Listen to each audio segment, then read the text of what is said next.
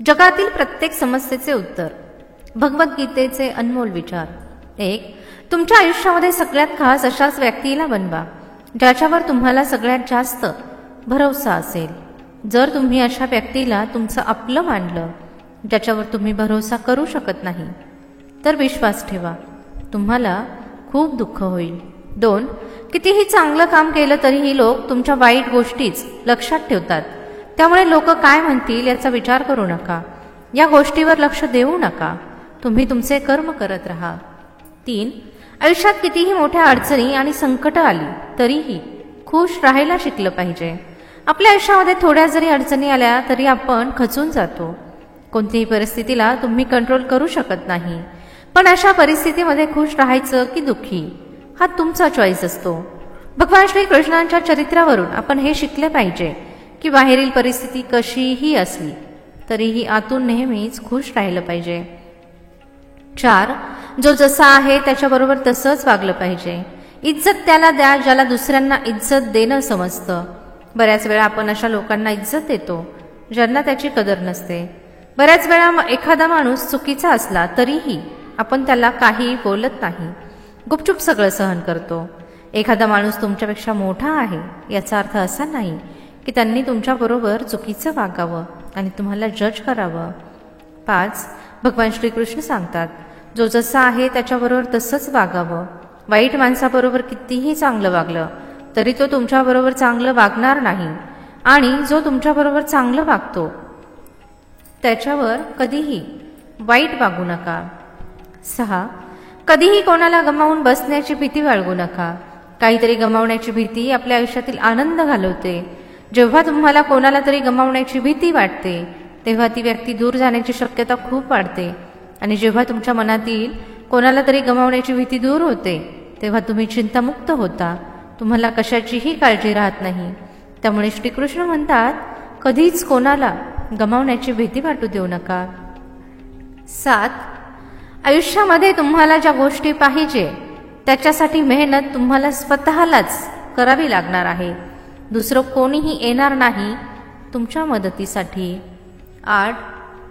लोकांना आपण आपला आधार मानतो, त्यांच्याकडून अपेक्षा ठेवतो की हे लोक आपल्याला मदत करतील, अडचणीच्या वेळी उपयोगी पडतील, पण हे खरं नसतं.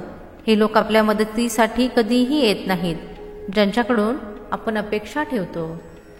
9. तुम्ही स्वतःला इतकं मजबूत करा की तुम्हाला कोणाच्या आधाराची गरजच पडणार नाही. 10.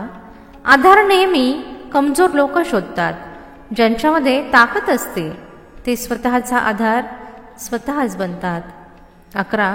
लोक काय म्हणतील या गोष्टीचा विचार कधीही करू नका. तेच करा जे तुम्हाला बरोबर वाटेल, तुमच्या कुटुंबासाठी ते चांगलं असेल. 12. खोटं बोलल्यामुळे कोणाचं चांगलं होत असेल, कोणाचं रक्षण होत असेल तर असं खोटं बोलणं पुण्य असतं, पाप नाही. ज्या खरं बोलल्यामुळे कोणाला त्रास होईल ते खरं बोलणं काही उपयोगी नसतं, आणि जे खोटं कोणाचं आयुष्य वाचवेल ते खोटं सुद्धा पुण्य देणारं असतं. 13. कर्म करत राहिले पाहिजे, यश मिळो किंवा अपयश. कर्म करणं कधीही सोडू नका. बऱ्याच वेळा लोक अपयशी झाले की कर्म आणि काम करणं सोडून देतात. जर तुम्ही फक्त बसून राहिलात, काहीही करणे सोडून दिले तर तुमच्या आयुष्यामध्ये काही बदल होणार नाही. जर तुम्ही 10 वेळा हरून सुद्धा परत ताकदीने उभे राहिले तर विश्वास ठेवा 11व्या वेळी तुम्ही नक्की यशस्वी व्हाल. त्यामुळे कर्म करणे कधीही सोडू नका. 14. आयुष्य उत्सवासारखे जगा. कोणत्याही गोष्टीची काळजी करून कधीही खूप टेन्शन घेऊ नका. कोणतीही परिस्थिती तुमच्या हातात नसते आणि कोणतीही गोष्ट कधीही कायमस्वरूपी नसते. त्यामुळे जगण्याचा आनंद घेऊन जगा, काळजी करू नका. 15. खरा माणूस खोट्या माणसासमोर तोपर्यंत जिंकू शकत नाही जोपर्यंत तो खोटेपणा, अन्याय आणि चुकीच्या गोष्टींच्या विरुद्ध लढण्यासाठी उभा राहत नाही. 16.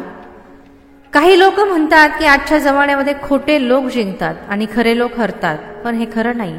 खोटा माणूस त्यामुळे जिंकतो कारण खरा माणूस त्याच्यावर होणाऱ्या अन्यायाविरुद्ध लढण्यासाठी उभा राहत नाही. खऱ्या माणसाने आवाज उठवला नाही तर लोक खोट्या माणसाच्या आवाजालाच खरं समजायला लागतात. 17.